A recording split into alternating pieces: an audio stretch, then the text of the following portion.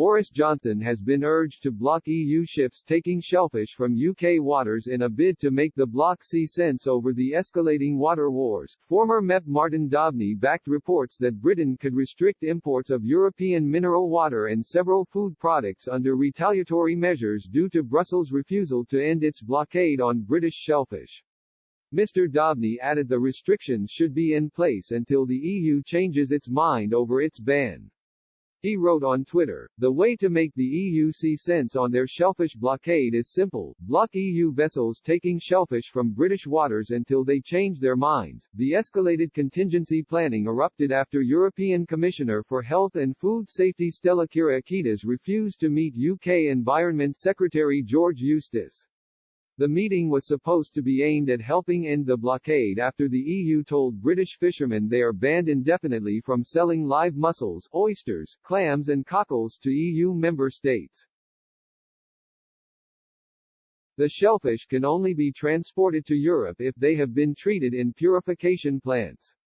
But senior government sources now have a plan to also stop the bloc selling their products in the UK in retaliation. The EU's temporary agreement on the importation of seed potatoes, which was in place until the end of June, could also be at risk due to the blockade. The sources told the Sunday Telegraph, "There is thought being given to where we can leverage in other areas.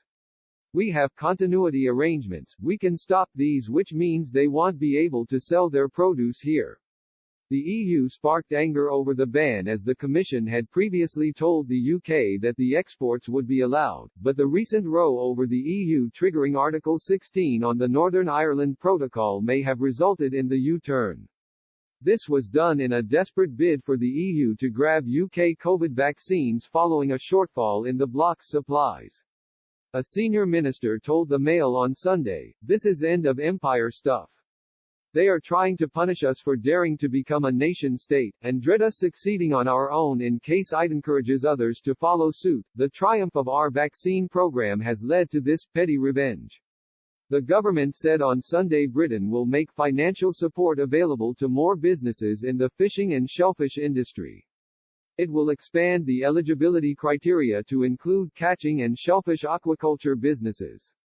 The grants, which will begin in March, will cover 3 months of average fixed costs. They will be open to boats and shellfish exporters who have been hit by falling demand domestically during lockdown and disruption in exporting to the EU.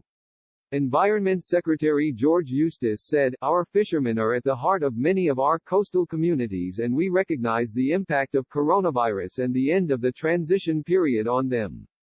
This expansion of our £23 million support package will ensure many more businesses can benefit from government support."